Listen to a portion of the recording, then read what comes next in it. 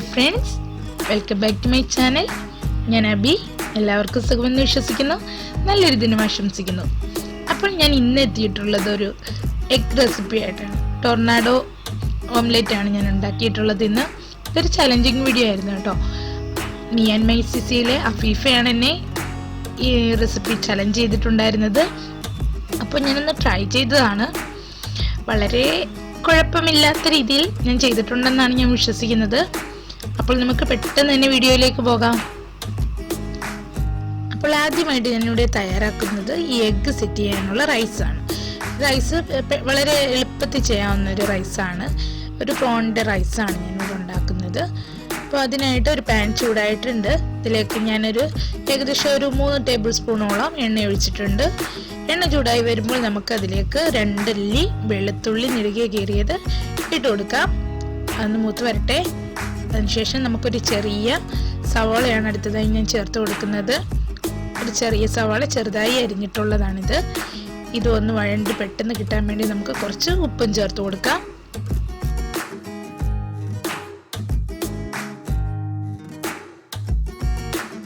ഇപ്പോൾ നമ്മുടെ സവാളയൊക്കെ നല്ലതുപോലെ ഒന്ന് മൂത്ത് വന്നിട്ടുണ്ട്. ഇനി ഇതിലേക്ക് ചേർത്ത് കൊടുക്കുന്നത് 4 മഷ്റൂമാണ്. 4 മഷ്റൂം നെടുകെ മുറിച്ചെടുത്തിട്ടുള്ളതാണിത്. ഒരു മഷ്റൂം ഏകദേശം 4 എണ്ണം വെച്ചിട്ട് ഞാൻ മുറിച്ചെടുത്തിട്ടുണ്ട്. അങ്ങനെ 4 മഷ്റൂമാണ് ഞാനിവിടെ എടുത്തിട്ടുള്ളത്. ഇനി ക്ലീൻ ചെയ്ത് വെച്ചിരിക്കുന്ന ഒരു ഏകദേശം 1/4 കിലോയോളം ഉണ്ട് ചെമ്മീനാണ് ഞാൻ ചേർത്ത് കൊടുക്കുന്നത്. ചെമ്മീനും ചേർത്ത് ഒന്നുകൂടി നമുക്ക് മിക്സ് ചെയ്തെടുക്കാം. ഞാൻ ഇതിൽ തീരെ വെള്ളം ചേർക്കുന്നില്ല കേട്ടോ. നമ്മുടെ സവോളയിൽ നിന്നും പിന്നെ നമ്മുടെ ചെമ്മീനിൽ നിന്നും ഒക്കെ ഇറങ്ങുന്ന വെള്ളത്തിലാണ് ഇത് കുക്ക് ചെയ്ത് ഞാൻ എടുക്കുന്നത്. അതുകൂടാതെ കുറച്ച് സോസുകൾ കൂടി ചേർക്കുന്നുണ്ട്. നല്ലൊരു റൈസാണ്, നല്ല ടേസ്റ്റി ആയിട്ടുള്ള റൈസാണ്. ഇനി നമുക്ക് കുറച്ച് സോസുകളാണ് ചേർത്ത് കൊടുക്കേണ്ടത്. ഞാനതിനായി 1 ടേബിൾ സ്പൂണോളം സോയാ സോസ് ചേർത്ത് കൊടുത്തിട്ടുണ്ട്. എരിവിനായിട്ട് ഞാനിവിടെ ഹോട്ട് സോസാണ് ഉപയോഗിക്കുന്നത്. അതും സെയിം അളവിൽ തന്നെ 1 ടേബിൾ സ്പൂണോളം ഹോട്ട് സോസും ഞാൻ ഉപയോഗിക്കുന്നുണ്ട്. അതുപോലെ നിങ്ങൾക്ക് വേണമെങ്കിൽ കുരുമുളക് പൊടി ചേർത്ത് കൊടുക്കാം. ഞാനിവിടെ ചേർത്ത് കൊടുക്കുന്നില്ല. എൻ്റെ കയ്യിൽ കുരുമുളക് പൊടി ഇല്ലായിരുന്നു അന്നേരം. അതുകൊണ്ട് തന്നെ ഞാൻ ഹോട്ട് സോസാണ് ഉപയോഗിച്ചത്.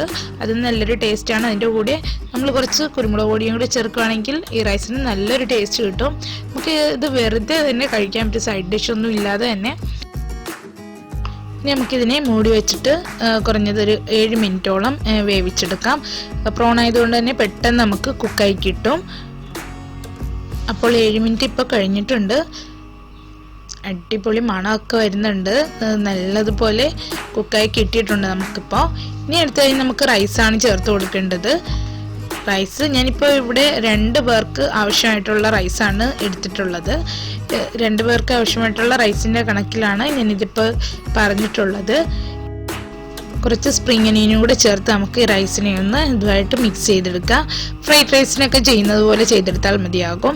റൈസ് പൊടിഞ്ഞു പോവാതിരിക്കാൻ ശ്രദ്ധിക്കണം നമ്മൾ.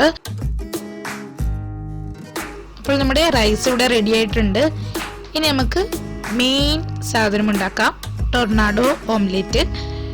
അതിന് എത്രമാത്രം മുട്ട വേണ്ടി വരുമെന്ന് അറിയില്ല. കുറച്ചേറെ ഞാൻ മുട്ട കരുതിയിട്ടുണ്ട്. അപ്പോൾ നമുക്ക്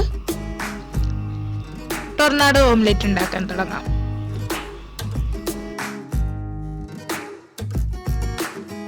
ഇതിനായി ഞാൻ 2 മുട്ടയാണ് ഉപയോഗിക്കുന്നത്.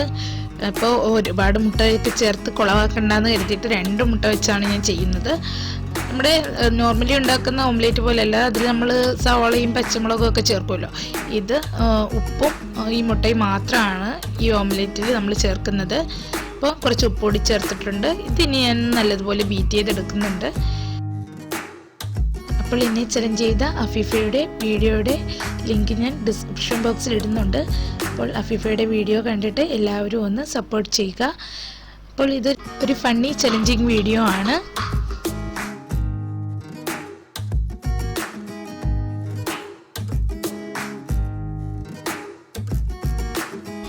ഈ നോൺ സ്റ്റിക്കിൻ്റെ പാനിലാണ് ഞാനിത് ചെയ്യുന്നത്.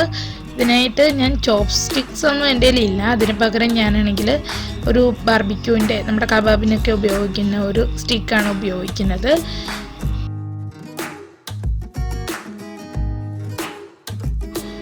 അപ്പോൾ നമ്മുടെ പാൻ ചൂടായി വന്നിട്ടുണ്ട്. ഇതിലേക്ക് ഞാൻ ഒരു കഷ്ണം ബട്ടർ ഇട്ട് കൊടുത്തിട്ടുണ്ട്. ബട്ടർ ഒന്ന് മെൽറ്റായി വരട്ടെ. അപ്പോൾ നമുക്ക് എടുത്തു വെച്ചിട്ടുള്ള ഓംലെറ്റിൻ്റെ ആ മുട്ട മിക്സ് നമുക്കിതിലേക്ക് ഒഴിച്ചു കൊടുക്കാം. ഞാൻ തീ വളരെ കുറച്ച് വെച്ചിട്ടാണ് ചെയ്യുന്നത്. ഇപ്പോൾ തീ ഓവറായി പോയാൽ നമ്മുടെ ഈ ഓംലെറ്റ് ഓവർ കുക്കായി പോകും. അപ്പോൾ നമുക്കതൊന്ന് തിരിഞ്ഞു വരാൻ പാട് വരും. അപ്പോൾ എന്തും വരട്ടെന്ന് കരുതി ഞാൻ തുടങ്ങിയിട്ടുണ്ട് കേട്ടോ. പ്രതീക്ഷിച്ചത്ര കുഴപ്പങ്ങളൊന്നും പറ്റിയില്ല. ഞാൻ കരുതി കുളവാകുമെന്ന്. എങ്കിലും ഫസ്റ്റ് ടൈം അല്ലേ, വലിയ കുഴപ്പമില്ലാതെ തന്നെ ഞാനത് ചെയ്തെടുത്തു. കുറച്ച് നേരമൊക്കെ ഞാനൊന്ന് പണിപ്പെട്ടു, കാരണം പതുക്കെയാണ് ചെയ്തത്. അത്യാവശ്യം കുഴപ്പമില്ലാത്ത രീതിയിൽ അത് ചുറ്റിയൊക്കെ വരുന്നുണ്ടായിരുന്നു. പെട്ടെന്ന് സ്റ്റിക്ക് കുത്തിയിരുന്ന ഭാഗം പൊട്ടാൻ തുടങ്ങി. പിന്നെ ഞാനത് മാറ്റിയിട്ട് അടുത്ത് ഉണ്ടാക്കാൻ സ്റ്റാർട്ട് ചെയ്തു. ഇത് സെക്കൻഡ് ടൈമാണ്.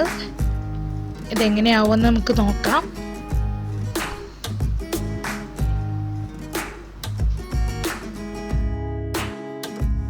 അപ്പോൾ സെക്കൻഡ് ടൈം എനിക്ക് ഒരുപാട് ചുറ്റലുകളൊന്നും ചെയ്ത് കിട്ടിയില്ലെങ്കിലും പൊട്ടാതെ തന്നെ എനിക്ക് ഓംലെറ്റ് കിട്ടിയിട്ടുണ്ട്. അപ്പോൾ സെക്കൻഡ് ടൈം എനിക്കത് നല്ല രീതിയിൽ ചെയ്യാൻ പറ്റി. ഇനി ഞാനിതൊരു സെർവിങ് പ്ലേറ്റിലേക്ക് മാറ്റുകയാണ്. തയ്യാറാക്കി വെച്ചിട്ടുള്ള റൈസിൻ്റെ മുകളിലേക്കാണ് ഞാനിത് വെക്കുന്നത്.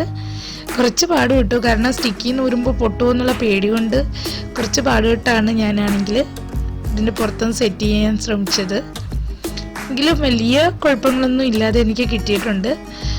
ഒരു ചലഞ്ചല്ലേ, ഒന്ന് അറ്റൻഡ് ചെയ്യാന്നുള്ളതേ ഉള്ളായിരുന്നു. അത്ര പെർഫെക്റ്റ് ഒന്നും ആയില്ലെങ്കിലും കുറച്ചൊക്കെ നന്നാക്കാൻ ശ്രമിച്ചിട്ടുണ്ട് ഞാൻ. അപ്പോൾ ഇതാണ് എൻ്റെ ടൊർണാഡോ ഓംലെറ്റ്. നിങ്ങൾക്ക് ഇഷ്ടമായെങ്കിൽ തീർച്ചയായും ഫീഡ്ബാക്ക് അറിയിക്കണം. അതുകൂടാതെ ലൈക്ക് ചെയ്യുക. ഇതുവരെ സബ്സ്ക്രൈബ് ചെയ്യാത്ത കൂട്ടുകാർ സബ്സ്ക്രൈബ് ചെയ്യുക. തൊട്ടടുത്തുള്ള ബെല്ലൈക്കൺ കൂടി ക്ലിക്ക് ചെയ്ത് അതിൽ ഓൾ എന്നുള്ള ഓപ്ഷൻ തന്നെ എനേബിൾ ചെയ്യുക. അതിലൂടെ ഞാനിടുന്ന ഓരോ വീഡിയോസിൻ്റെയും നോട്ടിഫിക്കേഷൻ നിങ്ങളിലേക്ക് എത്തുന്നതായിരിക്കും. ഇനി പുതിയ നല്ല മറ്റൊരു വീഡിയോയുമായി കാണാം. ബൈ. Thanks for watching.